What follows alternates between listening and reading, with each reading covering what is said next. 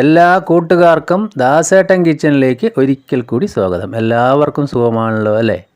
ഇന്ന് ഞാൻ ഉണ്ടാക്കാൻ പോകുന്നത് പെട്ടെന്നൊരു സാമ്പാറാണ്. 3 ഐറ്റം കഷ്ണം വെച്ചിട്ട് നമുക്ക് പെട്ടെന്ന് തന്നെ ഉണ്ടാക്കാൻ എങ്ങനെ നോക്കാം.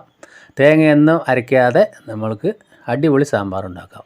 വീഡിയോ ഇഷ്ടപ്പെട്ടു കഴിഞ്ഞാൽ ഒന്ന് ലൈക്ക് ചെയ്യണേ. പിന്നെ ആദ്യമായിട്ട് കാണുന്ന കൂട്ടുകാരുണ്ടെങ്കിൽ ഒന്ന് സബ്സ്ക്രൈബ് ചെയ്യുക.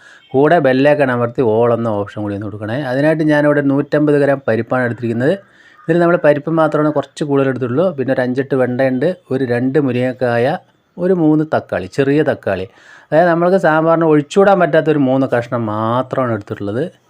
സാമ്പാറിന് ഒരുപാട് കഷ്ണങ്ങൾ ചേർക്കാം, പക്ഷേ ഇപ്പോൾ പെട്ടെന്നായതുകൊണ്ട് അങ്ങനെ. അപ്പോൾ നമുക്ക് ആ പരിപ്പ് കഴുകിയിട്ടൊന്ന് വേവിച്ച് വരണം. അപ്പോൾ ഇതിൻ്റെ മെയിൻ പണിയെന്ന് പറഞ്ഞാൽ പരിപ്പ് വേവിക്കുക എന്നേ ഉള്ളൂ. പിന്നെ ഞാൻ ഒരു 2 നെല്ലിക്ക വലിപ്പത്തിലുള്ള വാളംപുളി വെള്ളമൊഴിച്ച് വെച്ചിട്ടുണ്ട്. ഇപ്പോൾ നമ്മളെ പരിപ്പ് അവിടെ വേവിച്ച് കൊണ്ടുവന്നിട്ടുണ്ട്. അത് ഞാൻ ഒരു പാത്രത്തിലേക്ക് ഒഴിച്ചു കൊടുത്തിട്ടുണ്ട്. ഇനി നമുക്ക് വേണ്ട ഒരു ചീനച്ചട്ടി അടുപ്പത്ത് വയ്ക്കുക. അതൊരു ലോ ഫ്ലെയിമിലിട്ട് 1 സ്പൂൺ മല്ലിപ്പൊടി, 1 സ്പൂൺ മുളക് പൊടി, പിന്നെ 2 സ്പൂണ് സാമ്പാർ പൊടി. അപ്പോൾ 2 സ്പൂൺ സാമ്പാർ പൊടി കൂടി ഇട്ട് ഇതിൻ്റെ ചെറുതായിട്ടൊന്ന് നമ്മളൊരു ചെറിയ ബ്രൗൺ നിറമാക്കുക. അത് 3 കൂടി മിക്സ് ചെയ്ത് നല്ലതുപോലെ ഒന്ന് ബ്രൗൺ നിറമാക്കി എടുക്കണം. അപ്പോൾ ഇതേ പരുവത്തിലാവുന്ന സമയത്ത് നമ്മൾക്ക് ഫ്ലെയിം ഓഫ് ആക്കാം.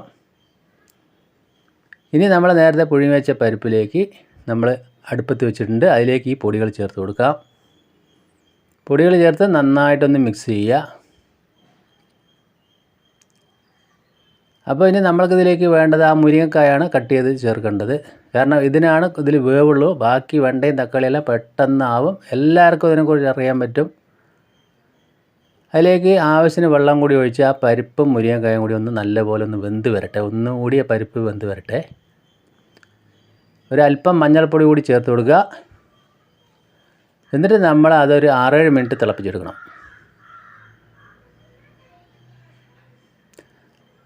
അപ്പോൾ നമ്മൾക്ക് ആ മുരിങ്ങക്കായ് വേവേണ്ട സമയം മാത്രമാണ്. അപ്പോൾ ഞാനത് മൂടി വെച്ചിട്ടുണ്ട്. ഒരു 7-8 മിനിറ്റ് എല്ലാം കഴിഞ്ഞ് നോക്കുമ്പോൾ അതാ നമ്മൾ ഇതുപോലെ നന്നായി തിളച്ച് കണ്ടില്ലേ, ആ പൊടികളൊക്കെ നല്ല കുറുകി നല്ല പരിപ്പെല്ലാം വെന്ത് സെറ്റായി വന്നിട്ടുണ്ട്. ഇപ്പോൾ മുരിങ്ങക്കായും അതാ വെന്തു.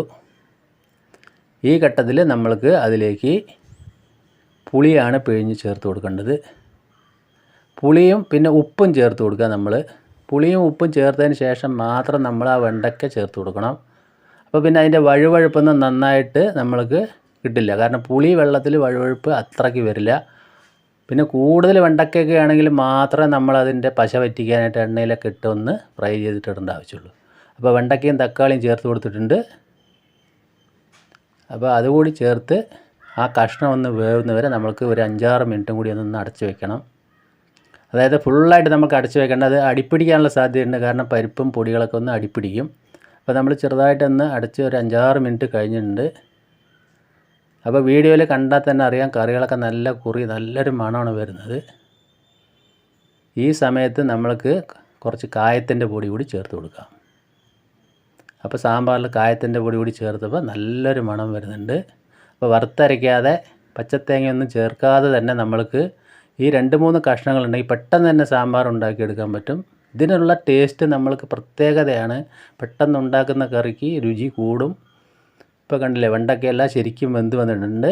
അപ്പോൾ ഇത് ദോശയ്ക്കായാലും ഇഡ്ഡലിക്കായാലും ചോറിനായാലും പെട്ടെന്ന് തന്നെ നമുക്ക് ശരിയാക്കി എടുക്കാം. അപ്പോൾ ബാച്ചിലേഴ്സിനൊക്കെ ആണെങ്കിൽ പെട്ടെന്ന് ചെയ്യാം. അപ്പോൾ വീട്ടമ്മമാർക്കും പണി എളുപ്പമാണ്. അപ്പോൾ അതിൻ്റെ ഉപ്പും മുളകൊക്കെ ഞാൻ നോക്കിയപ്പോൾ കുറച്ച് ഉപ്പും കൂടി വേണം. അതുകൂടി ഞാൻ ഇപ്പോൾ ചേർത്ത് കൊടുത്തിട്ടുണ്ട്. ഇനി നമ്മൾക്ക് ഫൈനലായിട്ട് അതിലേക്ക് ചേർത്ത് കൊടുക്കാനുള്ളത് കുറച്ച് മല്ലിയിലയാണ്. അത് ഒട്ടും കുറയ്ക്കാതെ ആ മല്ലിയില കൂടി ചേർത്ത് കൊടുക്കുക. അപ്പോൾ നമ്മുടെ അടിപൊളി പെട്ടെന്നുള്ള സാമ്പാർ ഇവിടെ റെഡി ആയിട്ടുണ്ട്. ഇപ്പോൾ കണ്ടില്ലേ, നല്ല കുറുകി നല്ല സെറ്റായിട്ടുണ്ട്. നിങ്ങൾക്ക് എല്ലാവർക്കും ഈ വീഡിയോ ഇഷ്ടപ്പെട്ടെന്ന് കരുതുന്നു. ഞാനിത് ഫ്ലെയിം ഓഫ് ആക്കിയിട്ടുണ്ട്. ഇനി അതിലേക്ക് ഒരു ചെറിയ വറവ് കൂടി ഇട്ട് കൊടുക്കാം. അപ്പോൾ വീഡിയോ ഇഷ്ടപ്പെട്ട് കഴിഞ്ഞാൽ ഒന്ന് ലൈക്ക് ചെയ്യണം. പിന്നെ എല്ലാവർക്കും ഒന്ന് ഷെയർ ചെയ്ത് എന്നെ ഒന്ന് സപ്പോർട്ട് ചെയ്യുക. അപ്പോൾ 3 സ്പൂൺ വെളിച്ചെണ്ണ, എണ്ണ ചൂടാകുന്ന സമയത്ത് കുറച്ച് കടുക്, പിന്നെ ഒരു 3-4 വറ്റൽമുളക് പൊട്ടിച്ചതും ഒരു 2 തണ്ട് കരിവേപ്പിലയും കൂടി മൂപ്പിച്ച് നമുക്ക് അതിലേക്ക് ഒഴിച്ചു കൊടുക്കാം. അപ്പോൾ വറവിട്ടതിന് ശേഷം നമ്മളൊന്ന് 2 മിനിറ്റ് അടച്ചു വയ്ക്കുക. എന്നിട്ട് നമ്മൾക്കത് ഉപയോഗിക്കാം. ഇപ്പോൾ കണ്ടില്ലേ, നമ്മളെ അടിപൊളി സാമ്പാറാണ്. നല്ലൊരു മണവും നല്ലൊരു കളറൊക്കെ ആയിട്ട് നല്ല സെറ്റായിട്ട് വന്നിട്ടുണ്ട്. അപ്പോൾ ഈ ഒരു 3 കഷ്ണം നമുക്ക് സാമ്പാർ നിർബന്ധമാണ്, എല്ലാവർക്കും അറിയാലോ. അപ്പോൾ എൻ്റെ ഈ സാമ്പാർ നിങ്ങൾക്ക് എല്ലാവർക്കും ഇഷ്ടപ്പെട്ടെന്ന് കരുതുന്നു. ഞാൻ ഇന്ന് ഇത് ചോറിൻ്റെ കൂടെ കഴിക്കുകയാണ്. അപ്പോൾ നമ്മൾക്ക് അത് ചോറിലേക്ക് ഒഴിച്ചു കൊടുക്കാം. പിന്നെ അതിൻ്റെ കൂടെ ഉള്ളത് ഒരു നെല്ലിക്കയുടെ സ്പെഷ്യൽ അച്ചാറാണ്. എൻ്റെ വീഡിയോ നിങ്ങൾക്ക് എല്ലാവർക്കും ഇഷ്ടപ്പെടുന്നു കരുതുന്നു. വീണ്ടും നല്ല വീഡിയോ ആയിട്ട് കാണാം. Thank you.